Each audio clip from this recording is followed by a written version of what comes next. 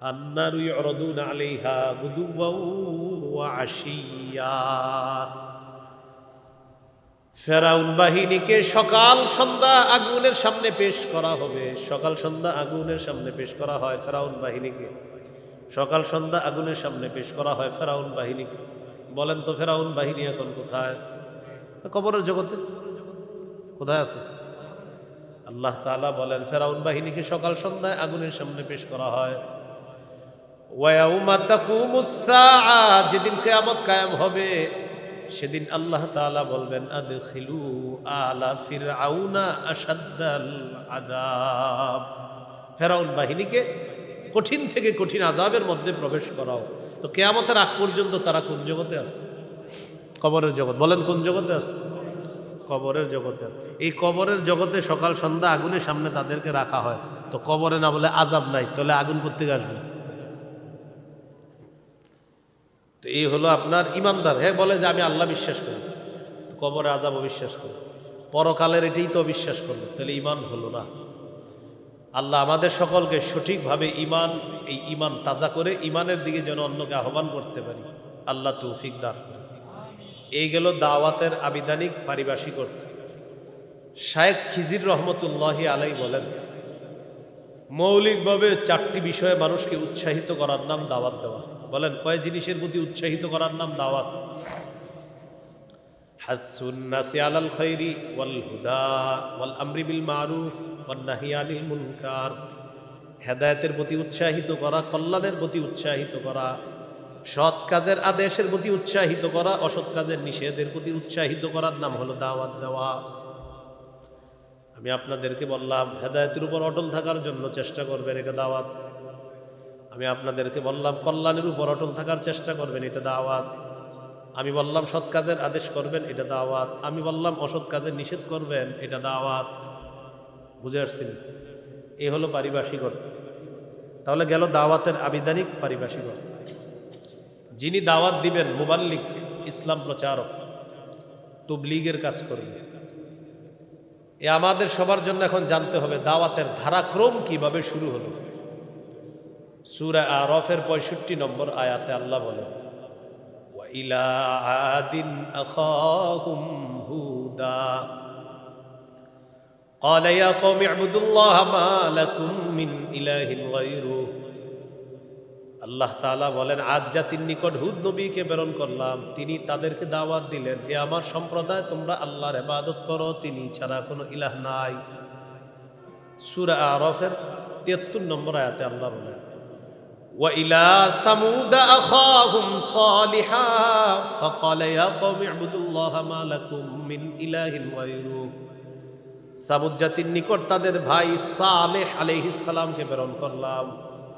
সালেহ নবী তার জাতিকে দাওয়াত দিলেন, হে আমার সম্প্রদায় তোমরা আল্লাহর ইবাদত করো, তিনি ছাড়া কোনো ইলাহ নাই। সূরা আরাফের 85 নম্বর আয়াতে আল্লাহ বলেন ওয়া ইলা মাদিয়ানা আখাহুম শুআইবা। মাদিয়ানবাসীর কাছে শুআইব নবীকে আমি প্রেরণ করলাম। শুআইব নবী তাদেরকে দাওয়াত দিলেন, ইয়া কওমি ইবুদুল্লাহ, হে আমার সম্প্রদায় তোমরা আল্লাহর ইবাদত করো, তিনি ছাড়া কোনো ইলাহ নাই। এটা দাওয়াত। ইবাদত করো, এটা দাওয়াত। তিনি ছাড়া ইলাহ নাই, ইবাদত করো আল্লাহ। এটা কি বলেন তো? এইভাবে আস্তে আস্তে ঈসা নবী পর্যন্ত সবাই দাওয়াত দিচ্ছে। ঈসা আলাইহিস সালাতু ওয়াস সালামের পরে লম্বা একটা গ্যাপ হয়েছে। সর্বশেষ নবী হিসাবে মুহাম্মদ সাল্লাল্লাহু আলাইহি সাল্লামকে আল্লাহ দুনিয়াতে পাঠিয়েছেন। সূরা মাঈদার 67 নম্বর আয়াতে আল্লাহ বলেন ইয়া আইয়ুহার রাসূলু বাল্লিগ মা উনজিলা ইলাইকা মির রাব্বিক ওয়া ইল্লাম তাফআল ফামা বাল্লাগতা রিসালাতা।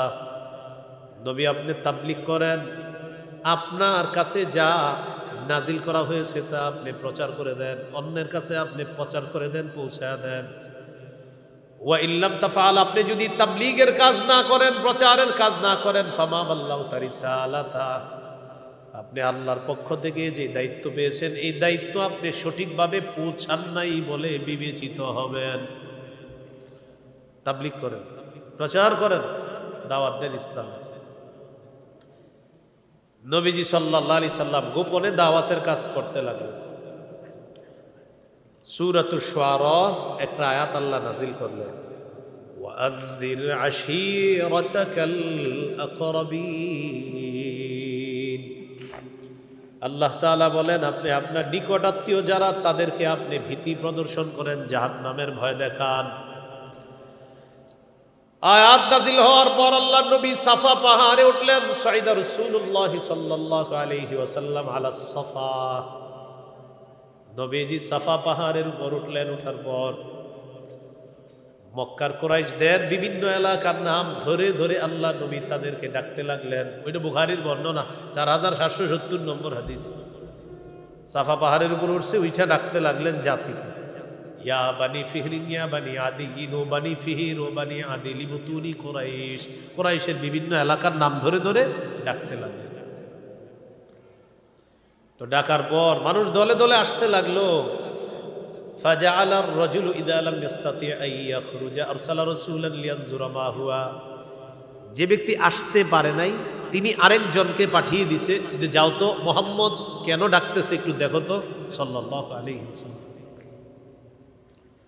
তো দলে দলে মানুষ আসছে। ফাজা আবু লাহাব ওয়া কুরাইশ, আবু লাহাব আসছে আর কুরাইশরাও আসছে। নবীজি সকলকে লক্ষ্য করে বললেন, আরাইতাকুম লাউ আখবারতুকুম আন্না খাইলান বিল ওয়াদি তুরিদু আন তুযিরা আলাইকুম ওয়া কুনতুম মুসাদ্দিকিয়া। ও আমার সম্প্রদায়, ও আমার জাতি, তোমরা বলো, আমি যদি তোমাদেরকে বলি এই পাহাড়ের পিছনে একদল শত্রু সেনা অপেক্ষা করতেছে, যারা তোমাদের উপর অতর্কিত হামলা চালাবে, আমার কথা কি তোমরা বিশ্বাস করবা? সবাই এক বাক্যে জবাব দিচ্ছে, ক্বালু না'আম মা জাররাবনা আলাইকা ইল্লা সিদকা। সবাই বললেন, হ্যাঁ, তোমাকে আমরা পরীক্ষা করে দেখেছি, তুমি সত্য ছাড়া কখনো মিথ্যা কথা বলো না, আজকেও তুমি বলবা না, এটাই আমাদের বিশ্বাস। এই স্বীকৃতি কারা দিছে? কাফেররা। কারা? কাফেররা। এবার দেখবেন 180 ডিগ্রি পোল্টিরা নেয় কিভাবে, দেখবেন কি বললো, যে তুমি সব সময় সত্য কথা বলো। তো নবীজি বললেন, ফাইন্নী নাযীরুল লাকুম বাইনা ইয়াদাই আযাবিন শাদীদ। এক আল্লাহকে আল্লাহ মেনে নাও, আল্লাহকে যদি আল্লাহ না মানো, আমি তোমাদেরকে কঠিন আযাবের ভয় দেখাচ্ছি, যন্ত্রণাদায়ক আযাবের ভয় দেখাই, কঠিন আযাবের ভয় দেখাই, কঠিন আযাবের ভয় দেখাইতেছি। আল্লাহকে আল্লাহ মানো, যদি না মানো কঠিন আযাব তোমাদের উপর আসবে।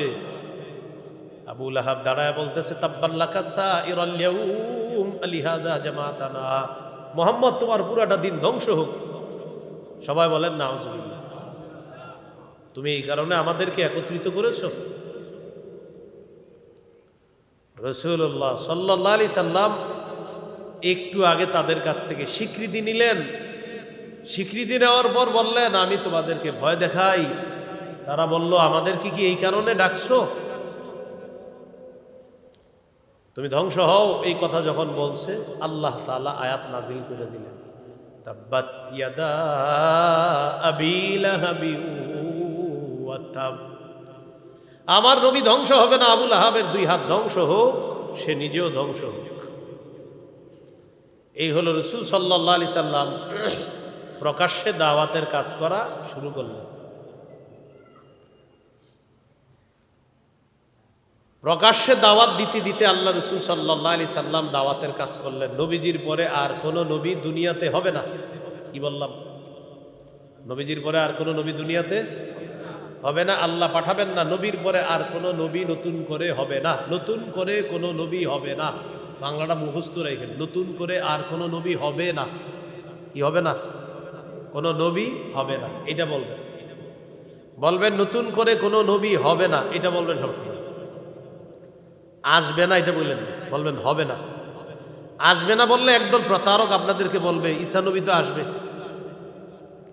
প্রতারক আপনাকে বলবে ঈসা নবী আসবে, তখন বলবেন প্রতারণা করার এই জাতীয় ফাইজলামি করো না, ঈসা নবী আসবে। ঈসা নবী আসবে, দুনিয়াবী মৃত্যু বাকি আছে, এটা পালন করার জন্য আল্লাহ তাকে দুনিয়াতে আনবেন, তাকে মৃত্যু দিবে, দুনিয়াবী বিধান ঈসা নবীর উপর প্রয়োগ হবে, এই জন্য আসবে। তা আসলে তোমার সমস্যা কি? ঈসা নবী আমগো নবীর আগে নবী হয়ে গেছেন, নতুন করে তিনি নবী হবে না। এজন্য বারবার বলছি বাংলাটা, নতুন কোনো নবী হবে না, এটা মনে রাখবেন। এটা কেন বলবেন বারবার? প্রতারক চক্র যারা আছে এরা আপনাকে প্রতারণা দিতে চাইবে। আপনি বলে দিবেন, ভাই এত কিছু বুঝি না, আমগো নবীর পরে নবী হয় নাই, হবে না। যদি তুমি ইনি বিনি বলো, আমাদের নবীর পরেও কোনো নবী হতে পারে, আর সেটা যদি তোমাদের গুরুদাসপুরের কেউ হয়, সে কাফের, তুমিও কাফের, তার অনুসারী যারা সব কাফের, যারা সমর্থন করবে তারাও কাফের।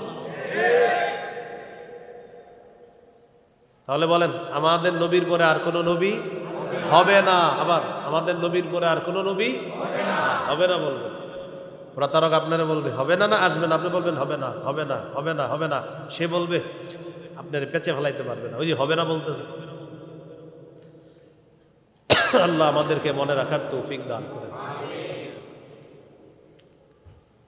তো রাসূলুল্লাহ সাল্লাল্লাহু আলাইহি সাল্লামের পরে আর নবী হবে না, সহিহ বুখারীর বর্ণনা 3535 নম্বর হাদিস। 3535 কত হয়? 3535। قال رسول الله صلى الله عليه وسلم إن مثلي ومثل الأنبياء من قبلي كمثل رجل بنى بيتا فأحسنه وأجمل إلا موضع لبنة في زاوية। নবী বলেন, আমার আর আমার পূর্ববর্তী নবীদের দৃষ্টান্ত এমন এক ব্যক্তির মতো, যে ব্যক্তি একটা ঘর বানিয়েছে, ঘরটা সুন্দরভাবে সাজিয়েছে, ঘরের কোনায় একটা ইটের জায়গা ফাঁকা আছে। বলেন তো, ইটের জায়গা ফাঁকা থাকলে ঘর সমাপ্ত নাকি অসমাপ্ত?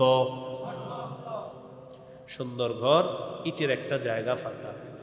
ফাজালান নাসু ইয়াতুফুনা বিহি ওয়া ইয়াজাবুনা লাহ ওয়া ইয়াকুলুনা হাল্লা উদিয়াত হাদিহিল লাবিনা। মানুষ ঘরের চারদিকে ঘুরতে থাকে আর আশ্চর্য হয়, এত সুন্দর একটা ঘর, কিন্তু ঘরের কোনায় যখন ইটটা না দেখে তখন তারা আরো বেশি আশ্চর্য হয়, এত সুন্দর একটা ঘর, ইটটা কেন লাগানো হলো না? সামিয়ানার নিচে যারা আছেন বুঝতেছেন তো বয়ান? এখানে যারা আছেন বুঝতেছেন তো? আপনারা বুঝলে হবে। তো একটা ইটের জায়গা ফাঁকা আছে, তাহলে ঘর অসমাপ্ত। সুন্দর একটা ঘর, ইটটা এক জায়গায় লাগানো হয় নাই, মানুষ আশ্চর্য হয়, আরে এত সুন্দর ঘরে ইট কেন লাগায় নিল? আমাদের নবী বলেন, আদম নবী থেকে ঈসা নবী পর্যন্ত নবুয়তের ঘর আল্লাহ সাজাইছে। ঘর আল্লাহ সাজানোর পর একটা ইটের জায়গা ফাঁকা, মানি নবী বলেন আনাল লাবিনা, আমি হলাম সেই ইট। আনা খাতামুন নবিয়্যিন লা নবিয়্যা বাদি।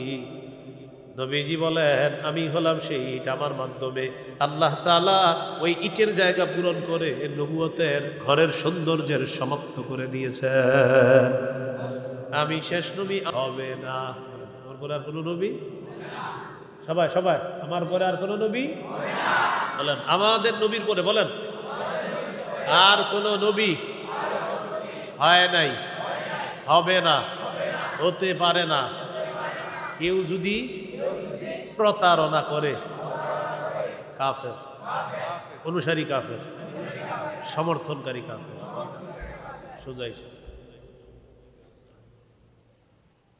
এজন্য মাইকের সামনে দাঁড়ায় এটা বলার সুযোগ নাই যে বিভিন্ন দল, আহমদিয়া মুসলিম জামাত, আহমদিয়া মুসলিম জামাত আমাদের নবীর পরে আর কোনো নবী নাই, এরপরেও যদি কেউ মনে করে নবী, তাদের নাম মুসলিম কিভাবে হবে? কাফের জামাত, মুসলিম জামাত হবে না।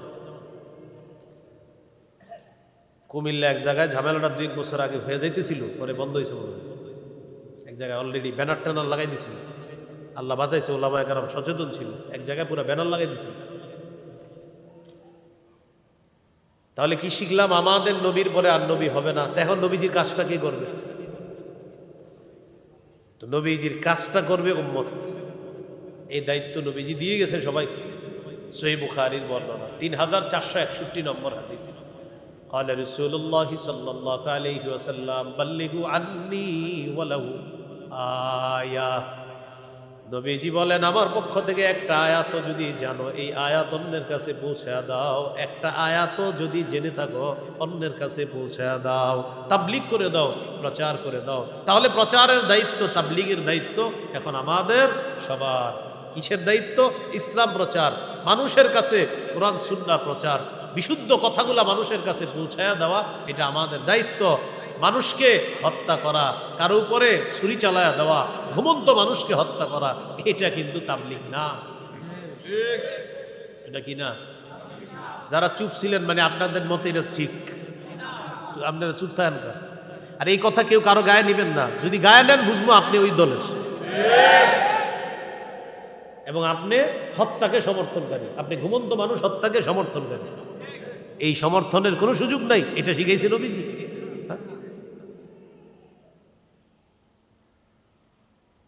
তো রাসূলুল্লাহ সাল্লাল্লাহু আলাইহি সাল্লাম দায়িত্ব দিছে, দাওয়াতের কাজ এখন তাবলীগ প্রচারের কাজ সবার।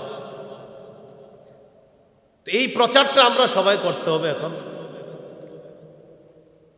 এখন এই প্রচার করব কেন? আল্লাহ তাআলা সূরা আলী ইমরানের 110 নম্বর আয়াতে বলে দিয়েছেন, কারণ তোমরা শ্রেষ্ঠ উম্মত, তাই প্রচারের কাজ তোমাদের। সুবহানাল্লাহ।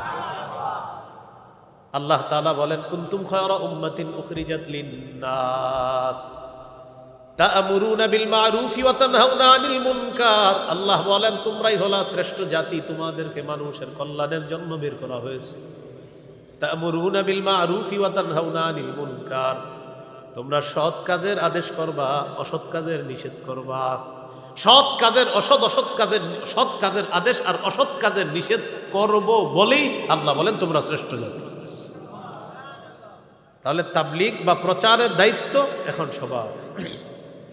আপনি মসজিদে যাইতেছেন, একজনে বললেন ভাই নামাজে চলেন, এটা সৎ কাজের আদেশ। একজনে অশ্লীল কিছু দেখলেন, আপনি বললেন ভাই এটা দেখো না, এটা অসৎ কাজের নিষেধ। আপনি আপনার স্ত্রীকে পর্দা করতে বললেন, এটা সৎ কাজের আদেশ। আপনি কাউরে রাস্তায় দেখলেন এমন একটা পোশাক পরে সে চলতেছে যেটা ইসলামী পোশাক না, তাকে বললেন এই পোশাক পরাটা অন্যায়, এটা অসৎ কাজ থেকে নিষেধ করলেন। এটাই তাবলীগের কাজ, এটাই দাওয়াতের কাজ, এটা প্রচারের কাজ। এই কাজটা এখন আমাদের সবার করতে হবে। আমাদের সমাজের মধ্যে সৎ কাজের আদেশ থাকলে অসৎ কাজের নিষেধ নেই। অসৎ কাজের কি নেই? নিষেধ। সৎ কাজের আদেশ আছে খুব বেশি, কিন্তু অসৎ কাজের নিষেধ একদম নাই।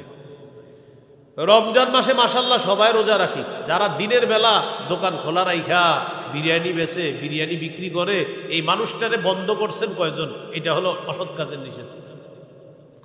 রমজান মাসে মাশাআল্লাহ ভাই রোজা রাখেন, এই সোয়াব, ইফতারি খাওয়াইলে এই সোয়াব, পানি খাওয়াইলে এই সোয়াব, কিন্তু যারা দোকান খোলা রাইখা বিরিয়ানি বেচতেছে সারাদিন, এটা বন্ধ করছি কয়জন?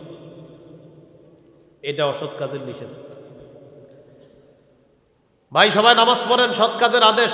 আর চা দোকানের সামনে যে ঘন্টার পর ঘন্টা টেলিভিশনটা চলতেছে, কয়দিন বলছেন ভাই টেলিভিশন এতক্ষণ তুমি চালাও না, তুমি জাতিকে নষ্ট করতেছো, এটা কয়দিন বলছেন? এটা যদি বলতে না পারেন তো অসৎ কাজের নিষেধের কাজ করছি না আমরা। তাহলে কি শিখলাম? সৎ কাজের আদেশ সবাই করি। দেখবেন এই রাস্তা দিয়ে যাইতেছি, আমরা দেখতেছি যে 10 জন মানুষ দাঁড়ায় দাঁড়ায় সিনেমা দেখতেছে, আমরা কিন্তু বলতেছি না ভাই দেখেন না, এটা বলি ভাই নামাজে চলো। মানে সৎ কাজের আদেশটা সহজে করি, আর অসৎ কাজ যারা করতেছে পাশ দিয়ে যায়, হ্যাঁ দেখলে দেখুক, আমার কি না। তো বলছিলাম আমাদের মধ্যে সৎ কাজের আদেশ আছে, অসৎ কাজের নিষেধ নাই। আমরা শ্রেষ্ঠ দুই কাজে, সৎ কাজের আদেশ, অসৎ কাজের নিষেধ। এটার শর্তে আল্লাহ বলছে তোমরা শ্রেষ্ঠ। সহিহ বুখারীর বর্ণনা, ক্বালা রাসূলুল্লাহ সাল্লাল্লাহু আলাইহি ওয়াসাল্লাম, মান রাআ মিনকুম মুনকারান ফালইউগাইয়িরহু বিয়াদিহি ফাইন লাম ইসতাতি ফাবিলিসানিহি ফাইন লাম ইসতাতি ফাবিকলবিহি। তোমাদের মধ্যে কেউ যদি অপছন্দনীয় কাজ দেখে, খারাপ কাজ দেখে, সে যেন হাত দিয়ে বাধা দেয়, হাত দিয়ে না পারলে জবান দিয়ে বাধা দেয়। ফাইন লাম ইসতাতি ফাবিকলবিহি, জবান দিয়ে যদি না পারে অন্তর দিয়ে কি করবে? সবাই বলে এটা ছোটবেলা থেকে জানি কি করবে।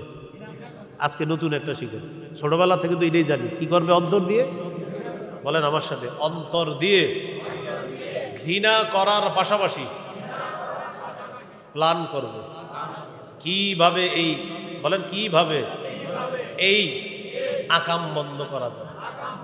হ্যাঁ, প্ল্যান করতে হবে। অন্তর দিয়ে ঘৃণা মানে অন্তরে প্ল্যান করতে হবে যে তোরে আজকে একা পারি নাই, দাঁড়া, এই প্ল্যান করতে হবে। বৈশা বৈশা 10 জন তৈরি করতে হবে, এরপরে অসৎ কাজে গিয়ে বাধা দিতে হবে। অন্তরে ঘৃণা করা মানে ঘৃণা কইরা আপনি শুয়ে রয়েছেন, বিসমিল্লাহি আল্লাহুম্মা বিসমিকা আমুতু আহিয়া, না, এটা অন্তর দিয়ে ঘৃণা করা না। অন্তর দিয়ে ঘৃণা করার পাশাপাশি প্ল্যান করা, বৈশা বৈশা আমি একা পারলাম না, দাঁড়াও কি করা যায়। এই প্ল্যান করা মানে অন্তর দিয়ে ঘৃণা করা। এই জন্য তো বলছে কলব। আর এই কথাটা আমিন হিসাব শিখেছি, সুবহানাল্লাহ। মুফতি আমিনী রহমতুল্লাহ আলাই এই অংশটা ক্লাসে বলছে। আমি হুজুরের বুখারীর সরাসরি ছাত্র না, ফতুয়া বিভাগে হুজুরের কাছে পড়ছি, কিন্তু বুখারী আপনার ওই 6 মাস গিয়ে পিছনে ক্লাসে পড়ছি, মানে আমি ছাত্র হিসাবে বসি নাই, আমি দাখিল পরীক্ষা দেওয়ার পরে লম্বা গ্যাপ পাইছি, ওই গ্যাপের সময় গিয়ে হুজুরের ক্লাসে বসতাম। এই তখন হুজুর ক্লাসে বলছিলেন যে অন্তর দিয়ে ঘৃণা করা মানে অন্তর দিয়ে প্ল্যান করতে হবে এটা কিভাবে বন্ধ করা যায়। আমি হুজুরের ছাড়া আর কারো মুখে শুনি নাই কথা। তো রাসূলুল্লাহ সাল্লাল্লাহু আলাইহি সাল্লাম বলেন ওয়াযালিকা আদআফুল ঈমান, এটা ঈমানের সর্বনিম্ন শাখা, এটা ঈমানের সর্বনিম্ন স্তর। এই প্ল্যান করা বৈশা বৈশা, তাহলে হাত দিয়ে বাধা দিব পারি নাই, মুখ দিয়ে পারি নাই, অন্তর দিয়ে ঘৃণা মানি ঘুমায় থাকা না, প্ল্যান করা কিভাবে এটা বন্ধ করা। এটা হলো অন্তর দিয়ে ঘৃণা। এটা হুজুরের ছাড়া আর কারো কাছে আমি এই সুন্দর কথাটা পাইনি, প্ল্যান করা। আল্লাহ তাআলা আমাদেরকে সৎ কাজের আদেশ, অসৎ কাজের নিষেধ উভয়টা যেন আমরা করতে পারি, আল্লাহ তৌফিক দান করুন। এইগুলো আপনার দাওয়াতের ভূমিকা, আবিধানিক পারিভাষিক অর্থগুলো, আর এটা হলো ভূমিকা। এইভাবে দাওয়াত শুরু হলো, কাজটা আমাদেরকে নবীজি দিয়ে গেলেন। আমরা যে দাওয়াতের কাজ করব, মুবাল্লিগ, ইসলাম প্রচার করব, দায়ী, খতিব, বক্তা, ওয়াজ যারা আছি সবাই, ইমাম সাহেব, মসজিদের খতিব, এই ওয়াজের ময়দানের খতিব, বক্তা, আলোচক, মুবাল্লিগ, ইসলাম প্রচারক, আমাদের গুণাবলী থাকতে হবে কয়েকটা, মৌলিক 9টা গুণ সবার মাঝে থাকতেই হবে। কয় গুণ? 9 গুণ। 1 নম্বর আল ইখলাসু ফি আমালি, আমি যে দাওয়াতের কাজ করব এই কাজের মধ্যে ইখলাস থাকতে হবে, এটা 1 নম্বর। সূরা জুমারের 11 নম্বর আয়াতে আল্লাহ বলেন কুল ইন্নী উমিরতু আন আ'বুদাল্লাহা মুখলিসাল লাহুদ্দিন, 23 পারা 19 নম্বর পৃষ্ঠা, সূরা জুমার 11 নম্বর আয়াত। আল্লাহ তাআলা বলেন, কুল নবী আপনি বলেন, ইন্নী উমিরতু আন আ'বুদাল্লাহা মুখলিসাল লাহুদ্দিন, আমাকে আদেশ করা হয়েছে আমি যেন আমার রবের ইবাদত করি ইখলাসের সাথে। দাওয়াত এটা একটা ইবাদত, দাওয়াত এটা একটা ইবাদত, এই ইবাদতটা ইখলাসের সাথে করতে হবে। নাসাইর হাদিস 3140 নম্বর হাদিস, قال رسول الله صلى الله عليه وسلم إن الله لا يقبل من العمل إلا ما كان له خالصا, আল্লাহ তাআলা ততক্ষণ আমল কবুল করেন না যতক্ষণ আমলটা ইখলাসের সাথে না করবে। নবীকে প্রশ্ন করলেন, ইয়া রাসূলুল্লাহ, এক ব্যক্তি আল্লাহর রাস্তায় লড়াই করেছে, 2 উদ্দেশ্য, সওয়াব কামাই করা আর হলো বাহবা কামাই করা। লোকটা বড় মুজাহিদ, মানুষ বলবে এই 2 নিয়তে সে জিহাদ করছে। হুজুর সে কি পাবে? নবীজি বললেন, লা শাইআ লাহু, সে কিছুই পাবে না। আ'আদাহা সালাসা মাররাত, 3 বার প্রশ্নটা করলেন। নবীজি বললেন, লা শাইআ লাহু, লা শাইআ লাহু, লা শাইআ লা, কিছুই পাবে না, কিছুই পাবে না, কিছুই পাবে না। আলোচক ওয়াজ করে, মুবাল্লিগ ইসলাম প্রচার করে, দায়ী দাওয়াত দেয়, আর মনে মনে নিয়ত, 1 আল্লাহ সওয়াব দিবে, 2 নাম্বার মানুষ আমারে বলবে বাবা রে বক্তা একখান পৃথিবীতে, খালাস কিচ্ছু সওয়াব পাবো। হ্যাঁ, নিয়ত যদি এটা থাকে তো এইটাই তো নিয়ত, ওয়াজ তো এর লিগেই করি, একটা সওয়াব, আরেকটা হলো কি পৃথিবীবাসী চিনুক আমাকে, জানো। এটাই, এইটা মানে আমার মতো যারা আছে মনে হয় বেশিরভাগের এই নিয়ত, হয়তো ভালো আছে অনেকে, কিন্তু এইরকমই নিয়ত মনে হয়।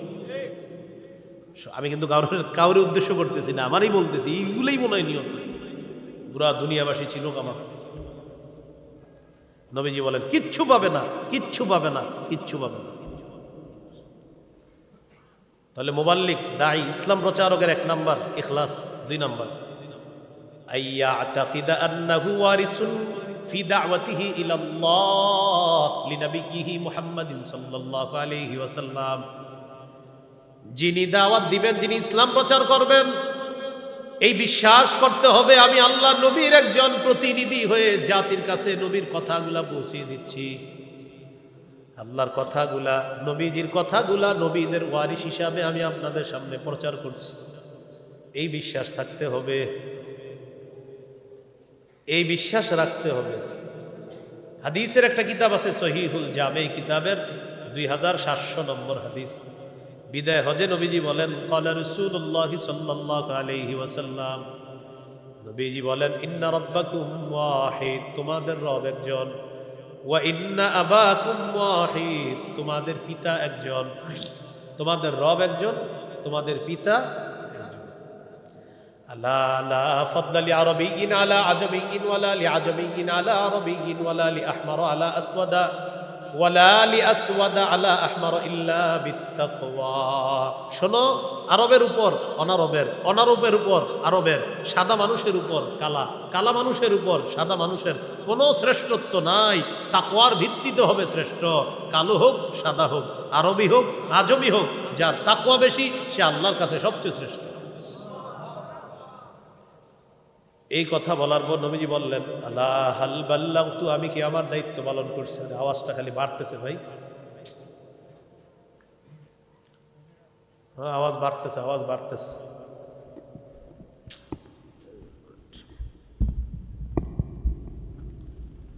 রাসূলুল্লাহ সাল্লাল্লাহু আলাইহি সাল্লাম বলেন, আমি কি আমার ভাই, আপনারা এই আওয়াজ দিয়েন না, আমার কুমিল্লা অনেক আনেন, আওয়াজ এতগুলা দিয়েন না কিন্তু। আবার বলতেছি, পিছন থেকে দুইটা মাইক দিন বারবার, কতগুলা ভিডিও আছে এই বিষয়ে, কেন আপনারা মাইকগুলো ঠিক করেন? এই দুগুলো আওয়াজ দিয়ে পুরো ভরায় ফেলে। আওয়াজ দিয়ে না, আওয়াজ তো আমি সহ্য করতে পারি না, তো আমার দাওয়াত দিয়েন না, আমার দাওয়াত দিয়েন না। আওয়াজ নিয়ন্ত্রণ করেন, দাওয়াত দিয়েন। আওয়াজ নিয়ন্ত্রণ পারবেন না, আমারে দাওয়াত দিয়েন না আল্লাহর রাস্তায়। আর কিভাবে বুঝাবেন? 3-4টা ভিডিও আছে, আওয়াজ এরকম হইলে আমি বয়ান করি না। এরপরে আসার পরে ইচ্ছা মতো খালি মাইক বাড়াইতে থাকে, মেজাজটা এমন খারাপ লাগে, খালি মাইক বাড়াইতে থাকে, বাড়াইতে থাকে।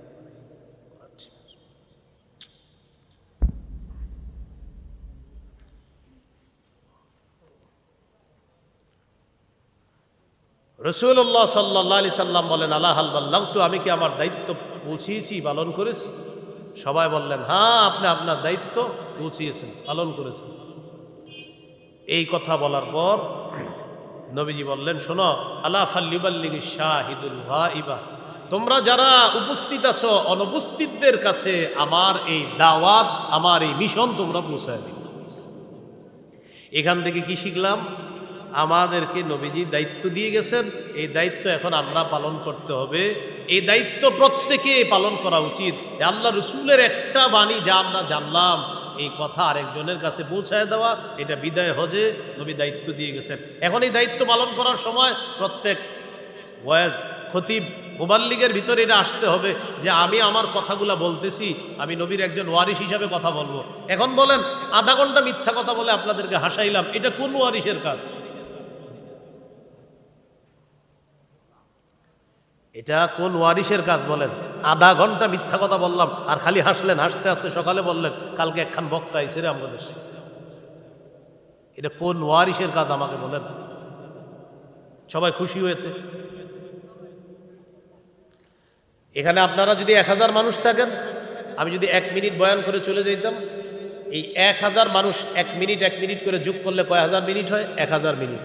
আল্লাহ আমাকে জিজ্ঞাসা করতেন, আমার 1000 বান্দা তোমার বয়ান শুনছে 1 মিনিট, এইবার 1 মিনিটের হিসাব দাও। তা আমি তো ভাববো 1 মিনিট তো ব্যাপার না। আল্লাহর কাছে 1 মিনিট মানে এই প্রত্যেকের 1 মিনিট, অর্থাৎ 1000 মিনিটের হিসাব দিতে হবে। 10 মিনিট বয়ান করলে 10,000 মিনিটের হিসাব দিতে হবে, কারণ আপনার একজনের 10 মিনিট, 1000 জনের হলো 10,000 মিনিট। এই 10,000 মিনিটের হিসাব আমাকে দিতে হবে, আমি জাতির সামনে বলে কি বলছি। তাহলে আধা ঘন্টা হাসাইলাম, সেটার কি হিসাব হবে বলেন? এই জন্য তিরমিজির বর্ণনা 2616 নম্বর হাদিস, রাসূলুল্লাহ সাল্লাল্লাহু আলাইহি সাল্লাম বলেন, হাল ইয়াকুব্বুন নাসা ফিন-নারি আলা ওয়ুজুহিহিম আও আলা মানাখিরিহিম ইল্লা হাসাইদু আলসিনাতিহিম। তোমাদের বেশিরভাগ মানুষ শুধু জিহ্বার অপরাধের কারণে মাথাটা নিচে, পাগুলা উপরের দিকে দিয়ে ধাক্কাইতে ধাক্কাইতে জাহান্নামে নিক্ষেপ করবে, শুধু জিহ্বার অপরাধ, জিহ্বার অপরাধ। তিরমিজির হাদিস 2406 নম্বর হাদিস, রাসূলুল্লাহ সাল্লাল্লাহু আলাইহি সাল্লামকে জিজ্ঞাসা করলেন, মান নাজাত, হুজুর মুক্তির উপায় কি? নবী বললেন, মুক্তির উপায় 3টা। 1 নাম্বার, আমসিক আলাইকা লিসানাক, জবান নিয়ন্ত্রণ করো, এটা তোমাকে জাহান্নামে নিতে পারে, এটা নিয়ন্ত্রণ রাখবা, জান্নাতে নিবে জবান। তাহলে আলোচক, খতিব, ওয়াজ, এদের 2 নাম্বার গুণ হলো সেটা বিশ্বাস করতে হবে, আমি নবীর ওয়ারিস, আমি একটা কথাও মিথ্যা কথা বলতে পারবো না, সমস্ত কথাগুলো যাচাই বাছাই করে জাতির সামনে আমার বলতে হবে। 2। 3 নাম্বার, ওই মিথ্যা কথা বললে আবার বলানো হয়, এভাবে বলে, কয় মাহফিল একটু জমাইলাম, কি করলাম? মানে মিথ্যা কথা বইলা জাতি আবার বল একটু হুজুর এদিক সেদিক বইলে একটু জমান। আয়োজকরা অনেক সময় বলে হুজুর আমার জীবনেও হয় না, কইলে একটু ঝামেলা হইল। তো এমনি বলে আপনার হুজুর এটা সেটা বইলে একটু জমান, এটা সেটা বইলে একটু জমান, আয়োজক ওইরকম। আল্লাহ আমাদেরকে হেফাজত করে। 3 নাম্বার, পরিবর্তন করতে হবে, এই মাঠ পরিবর্তন করতে হবে। রক্ত যতদিন আছে শরীরের মধ্যে ইনশাল্লাহ কোরআন সুন্নাহর বিপ্লবে দেশে ঘটবেই ঘটবে, ইনশাল্লাহ ঘটতেই হবে ইনশাল্লাহ। ওইগুলা চলবে না। ওই জাতির বৈশা বৈশা আধা ঘন্টা মিথ্যা কথা, যেখানে দেখবো পরের বয়ান আমি বলবো সেই আধা ঘন্টা মিথ্যা কথা ছিল, এটা কোনো কিতাবে নাই, বলে দিন সোজা হিসাব। 3 নাম্বার গুণ দায়ীর, যিনি দাওয়াত দিবেন তিনি আইয়াকুনা সাবিতা, নবিচল ভাবে দাওয়াত দিতে হবে। সূরা আনকাবুতের 14 নম্বর আয়াতে আল্লাহ বলেন, ওয়ালাকাদ আরসালনা নূহান ইলা কওমিহি ফালাবিথা ফীহিম আলফা সানাতিন ইল্লা 50 আমা। আমি নূহ নবীকে তার জাতির মাঝে প্রেরণ করেছি, তিনি 900 বছর 950 বছর দাওয়াত দিয়েছেন। 50 বছর কম 1000 বছর দাওয়াত দিছে, অবিচল ভাবে দাওয়াত দিছে। আর খালি পালাইছে জাতি, দাওয়াত দিছে জাতি পালাইছে। এরপরেও তিনি 950 বছর বলছেই আল্লাহর দিকে ইবাদত, আল্লাহর দিকে আসো, আল্লাহর দিকে আসো। জাতি খালি পালাইছে পালাইছে, কিন্তু তিনি দাওয়াত দিতেই থাকছে। এটা 3 নাম্বার। সঠিক কথাগুলো বলার পরে যদি মনে করেন সব যাইয়া যাইয়া একজন থাকে, একজনই বলতে হবে। একজনও যদি না থাকে শেষে বলতে হবে, ভাই মাইকে যারা যারা শুনতেছেন আপনারা আমার কথাগুলো শুনেন, আল্লাহ বলছে এটা, রসুল বলছে এটা, কেউ থাকুক বা না থাকুক এরপরে এটা বলতে হবে। কারণ হক কথা বললে জাতি যে পলায়ন করে এটাও তো কোরআনে আছে। এবার আপনারা কোন ধরনের শ্রোতা নিজেদেরকে একটু ভাববেন। মাশাআল্লাহ আপনারা ভালো শ্রোতা, আশা করি এখানে কোরআন সুন্নাহ শুনতে আসছেন। আর যদি মিথ্যা কথা শুনতে যান তো বোঝা যাবে হকের কথা শুনলে যে মানুষ পালায়া বেহকে যায় সেটাও প্রমাণ হবে। এইগুলো 3 নাম্বার। আরেকটা দৃষ্টান্ত শোনেন, সহিহ বুখারী 240 নম্বর হাদিস। রাসূলুল্লাহ সাল্লাল্লাহু আলাইহি সাল্লাম কাবা চত্বরে নামাজ পড়তেছে, আল্লাহু আকবার, পাশে কাফেররা বসে রয়েছে। একজনে হঠাৎ বলল, আইয়ুকুম ইয়াজিউ বিসালা জাজুরি আলি ফুলান, অমুক এলাকায় গিয়ে ওটের নারী বুড়ি রক্ত পায়খানা কে আনতে পারবা? আইনা ফায়াদউহু আলা যহরি মুহাম্মদ ইদা সাজাদা, মুহাম্মদ যখন সিজদায় যাবে তার পিঠের উপরে ওটের পায়খানা নারী বুড়ি রাইখা দিবা। উকবা নামে একজন দাঁড়াইছে, এই পাপিষ্ঠ সত্যি সত্যি ওটের নারী বুড়ি আর পায়খানা নিয়ে আসছে। রাসূলুল্লাহ সাল্লাল্লাহু আলাইহি সাল্লাম সেজদায় গেছে, সে সত্যি সত্যি নবীর কাঁধের উপরে ওঠেন নারী বুড়ি পায়খানা রেখে দিচ্ছে।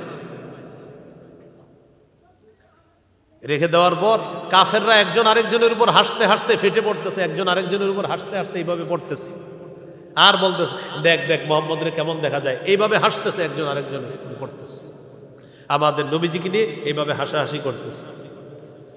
রাসূলুল্লাহ সাল্লাল্লাহু আলাইহি সাল্লাম এই জাতীয় অত্যাচার সহ্যের পরেও তিনি দাওয়াত অবিচলভাবে দিতেই থাকলেন। তিনি ঘরে বাহিরে, এমনকি মক্কার বাহিরে গিয়ে তায়েফের ময়দানেও তিনি দাওয়াত দিয়েছেন, সেখানেও রক্তাক্ত হয়েছিলেন। এ হলো 3 নাম্বার, আইয়াকুনা সাবিতা, অবিচলভাবে দাওয়াত দিতে হবে। অনেক সময় আলোচকরা আলোচনা করার সময় পাশের কেউ আইসা বলে, হুজুর আপনি এই বিষয় ছাড়া আরেক বিষয় বলতে পারেন না, মানে মনে করেন সুদের ওয়াজ করতেছে হুজুর। আইসা সুদ করে বলবে, হুজুর আপনার আর কোনো বিষয় নেই তো, আল্লাহ সুদের আয়াতটা কেন বলছে কোরআনে সেটা বলেন। তুমি বলতেছে, ভাই আমি তো সুদের আয়াত বলছি, আমি তো সুদের হাদিস বলছি, কেন আপনি এটা ছাড়া আর কোনো বিষয় ছিল না? এটা বইলা কথার কথা মাইক টেনে নিল। এই মাইক টেনে নেওয়াটা আবু জাহেলের স্বভাব।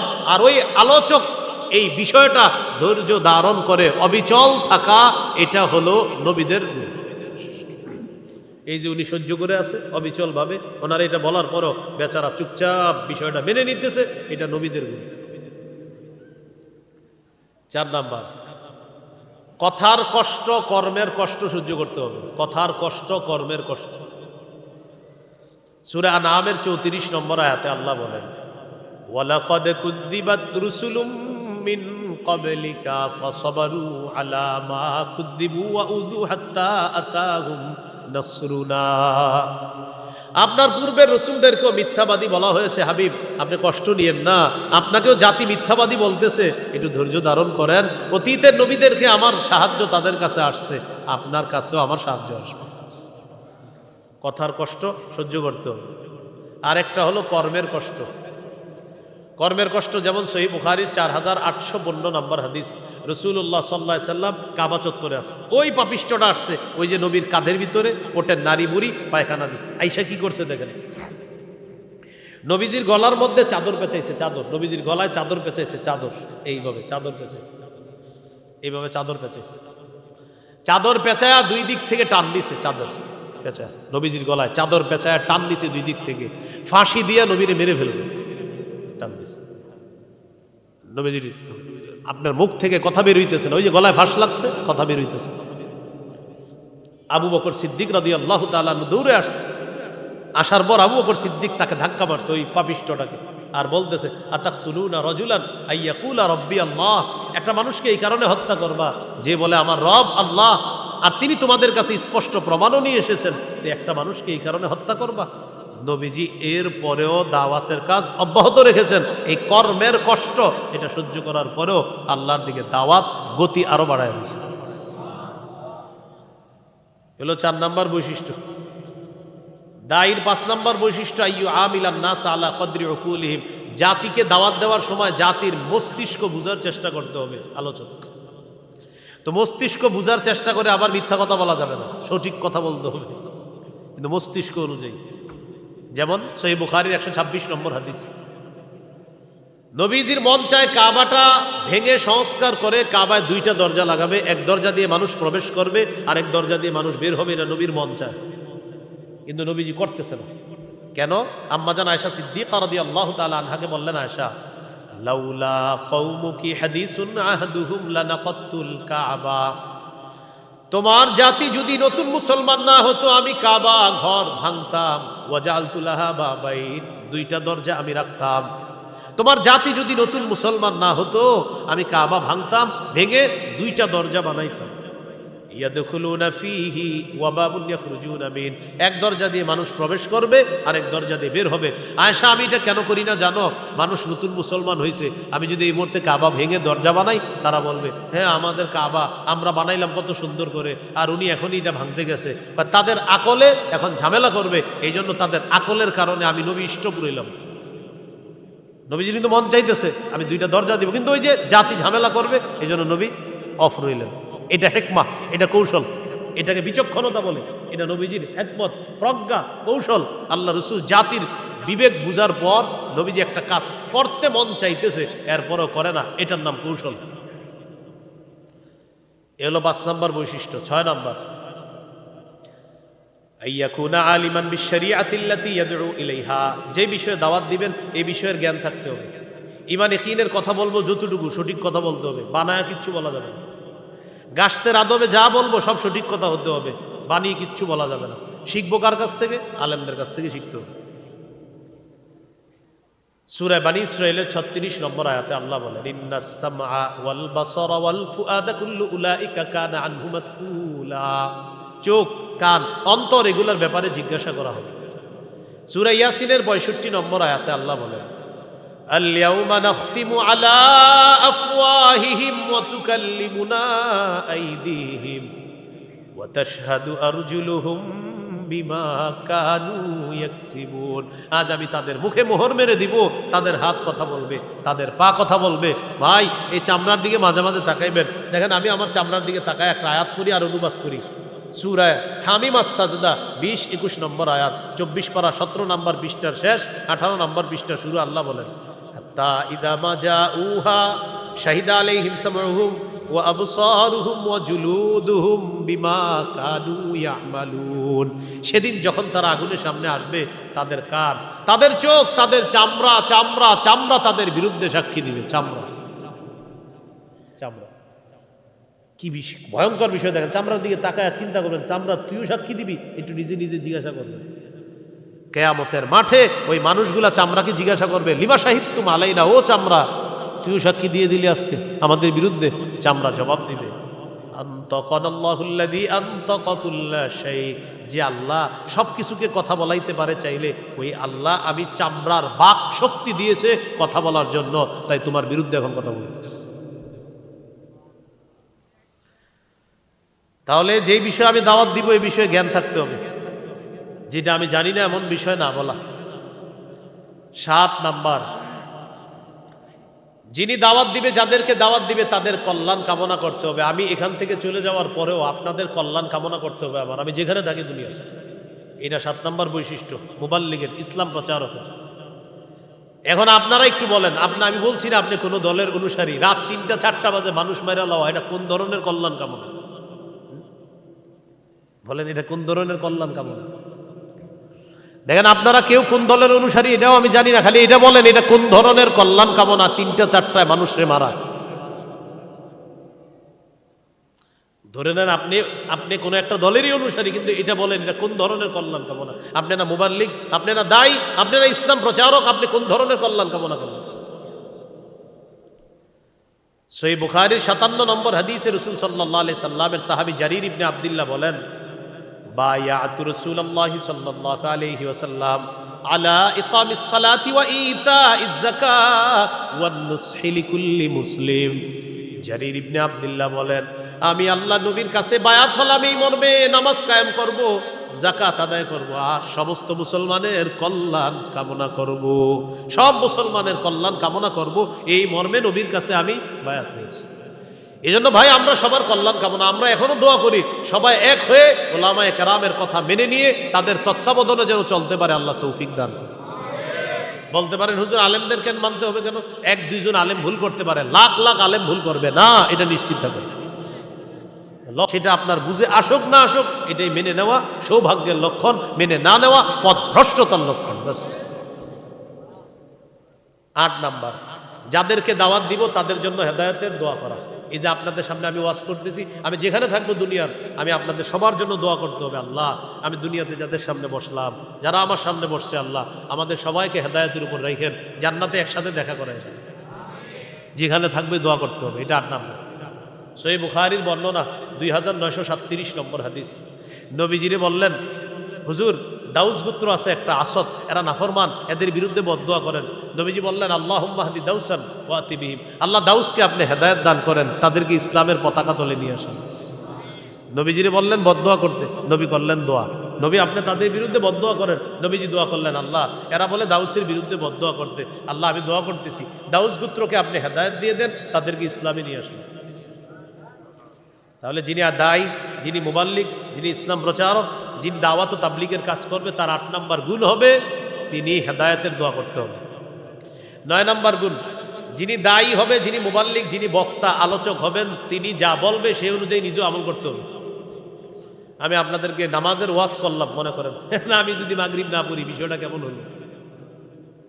মানে মাগরিবের পরে ওয়াজ আছে, এই আলোচনা ধরার জন্য চিন্তা করলাম, মাগরিবটা যদি পড়তে যাই ওয়াজটা ধরা যাইব না, তাহলে কি করা যায়? ওয়াজ না ধরলে পকেটটাও একটু কেমন হবে না হবে, এটা একটা বয়ান মিস হয়ে গেলে এটা কি কেমন হয়? যাওয়ার হবে, যাই ওয়াজে যাই, হবে না। ওয়াজ একটা মিস হোক, নামাজ মিস হওয়ার সুযোগ নেই। মাহফিলে আপনারা আবার রাগ করে ফেলছেন, হুজুর ওয়াজ মিস যেন না, ফাইজলামি পাইছেন, ওয়াজ ওয়াজ ওয়াজ আপনার ধরতে গিয়ে নামাজ পড়বে না, এটা কোন? নামাজ পড়তে হবে। মাহফিলে বেচারায় হয়তো 1 ঘন্টার জায়গায় আধা ঘন্টা কথা বলবে, একটু কি হয়তো মানুষ 2-4টা কথা বলবে, বলো নামাজ ছেড়ে দেওয়ার তো কোনো সুযোগ নাই। সূরা সফের 2-3 নম্বর আয়াতে আল্লাহ বলেন, ইয়া আইয়ুহাল্লাযীনা আমানু লিমা তাকুলুনা মা লা তাফআলুন, ও ঈমানদারগণ এমন কথা কেন বলো যা তোমরা নিজেরা করো না। কাবুরা মাকতান ইনদাল্লাহি আন তাকুলু মা লা তাফআলুন, যা করো না তা বলা এটা আল্লাহর কাছে গুরুতর অপরাধ, এটা অনেক বড় অপরাধ। সূরা সফি 2 নম্বর 3 নম্বর আয়াত, 28 পারা 10 নম্বর পৃষ্ঠা। তো দেখেন আল্লাহ তাআলা বলে দিলেন যা করো না তা বলা এটা গুরুতর অপরাধ। সূরা বাকারা 44 নম্বর আয়াতে আছে, আতা'মুরুনান নাসা বিল বির ওয়া তানসাউনা আনফুসাকুম, মানুষকে কল্যাণের আদেশ করো আর নিজেদেরকে তোমরা ভুলে যাও। মানুষকে সৎ কাজের আদেশ করো, নিজেদেরকে ভুলে যাও, এটা কেমন কথা? আল্লাহ বলেন এটা না, নিজেরাও করবা, অন্যদেরকে করতে বলবা। একটি হাদিস বলি, মন দিয়ে শোনেন। নবীজি বলেন, রাআইতু লাইলাতান উসরিয়া বি রিজালান, আমি মেরাজের রাতে একদল মানুষ দেখলাম, তুখরাজু শাফাহুহুম বিমাকারিজা মিনান নার, যাদের জিহ্বা ঠোঁটগুলা আগুনের কেচি দ্বারা কাটা হচ্ছে, আগুনের কেচি দ্বারা কাটা হচ্ছে।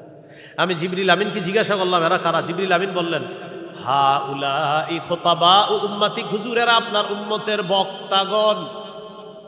সোজা অনুবাদ, এরা আপনার উম্মতের বক্তাগণ, আপনার উম্মতের বক্তারা এরা। আল্লাযীনা ইয়া'মুরুনা আন-নাসা বিল বিররি ওয়া ইয়ানসাউনা আনফুসাহুম, এটা ওই বক্তারা যারা মানুষকে সৎ কাজের আদেশ করত আর নিজেদেরকে ভুলে যেত, নিজেরা সৎ পথে চলতো না। এরা তারা হুজুর, এরা তাদের এই জিহ্বা আর ঠোঁট কিয়ামত পর্যন্ত এইভাবে কাটতে থাকবে। তাহলে 9 নাম্বার, যা বলবো তা করতে হবে। মনে থাকবে নি কথাগুলো ইনশাআল্লাহ। এই হলো আপনার কয়টা বিষয় বলছি আজকে মোট, বলেন তো? মোট বলা হয়েছে 3টা বিষয়, আবিধানিক, পারিভাষিক অর্থ। 2 নাম্বার বলছিলাম দাওয়াতের ধারাক্রম, কিভাবে দাওয়াতটা আমাদের পর্যন্ত আসছে। 3 নাম্বার, আমরা যারা দাওয়াত দিব আমাদের কি বৈশিষ্ট্য থাকতে হবে। দাওয়াত দেওয়ার ক্ষেত্রে আমাদের একজন লিডার থাকতে হবে, আমির সাহেব। কি থাকতে হবে বলেন না, কি থাকতে হবে? আমির সাহেব। আমিরের আনুগত্য ততক্ষণ করব যতক্ষণ আমির সাহেব নাফরমানির কোনো কথা না বলবে, যতক্ষণ আমির সাহেব অন্যায় কোনো কথা না বলবে, ততক্ষণ আমির সাহেবের কথা মানা যাবে। সহিহ বুখারীর একটি হাদিস বলছি, মন দিয়ে শোনেন। এই হাদিসটি যদি পারেন সবাই একটু মুখস্থ করে নেন। আপনি মাইক কিন্তু এখন ভালো হয়েছে, আপনি মনে হয় আমার রোগটা ধরতে পারছেন, বুঝছেন নি? এই যে এখন ঠিক আছে, এটা শুরু থেকে যদি রাখতেন দোয়াটা করে দিতাম। আচ্ছা ঠিক আছে, আল্লাহ আপনার ব্যবসায় বরকত দান করেন। এখন কেমনি জানি ঠিক করে লেছি, এখন বুঝে লেছি যে এর সমস্যাটা আসলে কি। তো আবার অন্য অন্য আলোচক যারা আছে, মাশাআল্লাহ, মুফতি সাহেব এসে গেছে, উনিও হয়তো আবার অন্য মাইক দরকার ওনার। আমার এই নর্মালে খুব ভালো লাগে। এই যে আপনারা যে এই জিনিসটা রাখলেন, এটা হইলে যে আমার এত ভালো লাগে, অনসাই যে তখন মনে হয় যে একটা ক্লাসের মধ্যে আছি আর বিষয়গুলো খাওয়ানো হইতেছে। আর আওয়াজ যখন হয় না তখন আমার মনে হয় যে একটা রিমান্ডের মধ্যে আছে। আচ্ছা যাই হোক, শোনেন। রাসূলুল্লাহ সাল্লাল্লাহু আলাইহি সাল্লামের হাদিস, বুখারীর 4340 নম্বর হাদিস। এই হাদিসের মধ্যে আসছে আলী রাদিয়াল্লাহু তাআলা আনহুর বর্ণনা। একদল সাহাবীকে নবীজি জিহাদে পাঠাইলেন, একজন আমির বানায়া দিলেন। একদল সাহাবীকে জিহাদে পাঠাবেন, একজন আমির বানায়া দিলেন। ও আমারহুম আইয়ুতিউহু, সবাইকে বললেন আমির সাহেবের আনুগত্য করবা, যা বলবে সব শুনবা। ফাগাদিবা, আমির সাহেবের রাগ উঠছে। আমির সাহেবের রাগ উঠছে। রাগ ওঠার পর আমির সাহেব সবাইকে বললেন, আলাইসা কদ আমারাকুম রাসূলুল্লাহি সাল্লাল্লাহু আলাইহি ওয়াসাল্লাম আন তুতিউনি, আচ্ছা রাসূল কি তোমাদেরকে হুকুম করে নাই আমার কথা মানার জন্য? আমির সাহেব বলতেছে। তো সবাই বললেন হ্যাঁ বলছে। তাহলে আমি এখন যা বলবো সব শুনবা? জি শুনবো। ইজমাউলি হাতবা, তোমরা লাকড়ি সংগ্রহ করে আনো। ফাজামাউ, তারা লাকড়ি সংগ্রহ করে আনছে। খুব বুঝেন, আমির সাহেব রাগ উঠছে। এবার আমির সাহেব বললেন আমি যা বলবো তা শুনবা, এখন তোমাদের পরীক্ষা হবে, লাকড়ি আনো। আনছে। আনার পর এবার আমির সাহেব বললেন আউকিদুহা নারো, লাকড়ির স্তূপের মধ্যে আগুন লাগায় দাও। ফাওকাদুহা নারো, আগুন লাগায় দাও। আগুন লাগানোর পর এবার আমির সাহেব বললেন উদখুলুহা, সবাই আগুনে ঝাঁপ দাও। এটা কোনো গল্প না, সহিহ বুখারী 4340 নম্বর হাদিস। মোট হাদিস সংখ্যা 7563টা। পকেটে উস্তাদ থাকলে এখনই মিলান। রাসূলুল্লাহ সাল্লাল্লাহু আলাইহি সাল্লাম বললেন আমির যা বলবে তা শুনবা। তো আমির সাহেবের রাগ উঠছে, লাকড়ি আনো। আনছে। আগুন লাগাও, জ্বালাইছে। এবার আগুনে ঝাঁপ দাও সবাই, আমি আমির সাহেব যা বলবো সব শুনবা। সাহাবায়ে কেরাম রেডি হয়েছে ঝাঁপ দিতে। ফাহাম্মু, সবাই মানসিকভাবে প্রস্তুত ঝাঁপ দিবে। ঝাঁপ দেওয়ার আগে একজন আরেকজনের ফাজা আলা ইউমসিকু বাদুহুম বাদ, একজন আরেকজনের ভাই আসলে ঝাঁপ দিমু, একজন আরেকজন মানে কি ফাজা আলা ইউমসিকু বাদুহুম বাদ, একজন আরেকজন এইভাবে ধরতেছে আর বলতেছে ফারারনা মিনান নার ইলা রাসূলিল্লাহ, আরে আগুন থেকে বাঁচার জন্য নবীর কাছে আসছে, নবীর হাতে হাত রেখে ইসলাম গ্রহণ করলাম। সেই নবী আমির মানতে বলছে, মানে আগুনে ঝাঁপ দিতেও মানতে বলবে, এটা কেমন জানি লাগতেছে। আমরা তো আগুন থেকে বাঁচার জন্য মুসলমান হয়েছি, আগুনে কি আসলে ঝাঁপ দিমু? এরকম করতে করতে হাত্তা খামাদাতিন নার, আগুন নিভে গেছে। আলহামদুলিল্লাহ বলেন। সাকানা গদবুহু, আমির সাহেবের রাগও ঠান্ডা হয়ে গেছে। শুধু হজরত জিটটা 10 বছরেও ঠান্ডা হইল না। আমির সাহেবের রাগ ঠান্ডা হয়ে গেছে, আগুনও নিভে গেছে। ঘটনাটা নবীজির কাছে গেছে। হুজুর এমন এমন ঘটনা, আগুন জ্বালাইছিল, আমির সাহেব ঝাঁপ দিতে বলছিল, পরে আমরা ঝাঁপ দেই নাই, মানে দিব দিব দিব দেই নাই, আগুন নিভে গেছে। নবীজি বললেন লাউ দাখালুহা মা খারাজু মিনহা ইলা ইয়াউমিল কিয়ামা, আমিরের কথা শুই না তারা যদি আগুনে ঝাঁপ দিত কিয়ামত পর্যন্ত আগুনই থাকতো, আগুন থেকে বের হতে পারত না। হাদিসের শেষে নবী বলেন ইন্নামাত তাআতু ফিল মারুফ, শোনো আমির যা বলবে তা শুনবা না। ন্যায়সঙ্গত কথা শুধু মানা যাবে আমিরের। আমির যদি অন্যায় কথা বলে, আমির যদি কোরআন সুন্নাহের অপব্যাখ্যা দেয়, তাহলে সেই কথা মানা যাবে না, শোনাও যাবে না। উলামায়ে কেরাম যদি বলে এইভাবে, লাখ লাখ আলেম বলতেছে কথার কথা যে ভাই এটা ভুল, এটা অন্যায়, আপনার বুঝে আসুক না আসুক বাস মানতে হবে এটাই ভুল, এটাই অন্যায়, আমরা মেনে নিতে হবে। এখন আমি আজকে ওয়াজ করছি, এই এলাকার 2-3 জন আলেম আমার সংবাদ পাঠান, হুজুর আপনার এই বলার মধ্যে 3-4টা ভুল ছিল, আপনি দেখেন আমি একটা স্ট্যাটাস দিব লম্বা, ভাই আমার এই কুমিল্লার মাহফিলে 3টা ভুল হয়েছে, আমি ক্ষমা চেয়ে নিচ্ছি, কিন্তু আমার কি এতে কি লস হয়ে যাবে না? এই যে মুফতি মাহমুদ সাহেব আমার ছোট ভাই, আমার কত ভুল ধরাই দিছে, আমি আমার চেয়ে ভালো আলেম, অনেক ভালো আলেম, সত্যি সত্যি সিরিয়ালের ছাত্র মাশাআল্লাহ, বাংলাদেশের এই বেফাক বোর্ডে কয়েকবার স্টান করছে, আমি তো একবারও পারিনি। এখন এই হজরতও আমার অনেক ভুল ধরায় দেয়, তো ভুল ধরায় দিলে আমি মাইনে নিই, ভুল সমস্যা কি আমার? হ্যাঁ, কিন্তু তো আমার সমস্যা না। আমাদের মাদ্রাসার মুতামিম সাহেব মুফতি হুসাইন সৌরভ সাহেব বয়সে আমার ছোট, উনি, কিন্তু উনি প্রায় সময় বিভিন্ন বিষয়ে যে এটা মনে হয় সঠিক হয় নাই, তো সঠিক হয় নাই বললে আমি সাথে সাথে মাইনে নিই, আর ঠিকই বলছেন সঠিক হয় নাই। এখন কথা হলো আমি বলার মধ্যে ভুল হতেই পারে, ভুল হলে কেউ ধরিয়ে দিলে সেটা মেনে নেওয়া, এটা বুদ্ধিমানের কাজ। এই হলো মূল বিষয়। তাহলে 3টা বিষয়, শেষে আরেকটা হলো 4টা। দাওয়াতের আবিধানিক অর্থ, পারিভাষিক অর্থ। 2 নাম্বার দাওয়াতের ধারাক্রম, কিভাবে আমাদের পর্যন্ত দায়িত্বটা চলে আসছে। 3 নাম্বার কয়টা বৈশিষ্ট্য থাকতে হবে আমাদের। 4 নাম্বার দাওয়াতের কাজে একজন লিডার লাগবে, একজন আমির লাগবে। এই আমির আবার শর্ত আছে মানার জন্য, নাফরমানিমূলক কোনো কথাবার্তা তিনি বলতে পারবে না, তাহলে ওই আমিরকে মানা যাবে। এবার এই সামিয়ানার নিচে যারা আছেন একটু হাত তোলেন, 2 হাত এইভাবে টান টান করে, মাশাআল্লাহ, টান টান করে। আমরা কি কিছু শিখতে পারছি? আলহামদুলিল্লাহ। হাতগুলা তো নামায়েন না, এভাবে রাখেন, আমি একটু নামাই আর কি। শিখছেন সবাই বলেন আরো জোরে। তো যেহেতু শিখছেন তার মানে 2 দল মিলে কিছু শিখতে পারছি, আলহামদুলিল্লাহ। এখন একটা আমল দিব, এই আমলটা সবাই করবেন নি? প্রথমে একটু দোয়া করি, আল্লাহ আমি এখন যেই আমলটা তাদেরকে দিব, এটা যারা করবে তাদের সাথে আপনি আমাকে জান্নাতে দেখা করায় দিন। আমলটা হলো, আমি উঠার পরে কেউ আমার সাথে মুসাফা করার জন্য উঠবেন না, আর এই জায়গায় বসে থাকবেন, কেউ এখান থেকে নড়াচড়া করবেন। জান্নাতে কিন্তু দেখা হবে এই শর্তে, যদি বসে থাকে। তো এই জন্য না আপনারা উঠলেই কিন্তু শর্ত পূরণ হলো না, এবং আল্লাহ যদি কবুল করে ফেলে দেখা কিন্তু হয়ে যাবে। তাহলে আমরা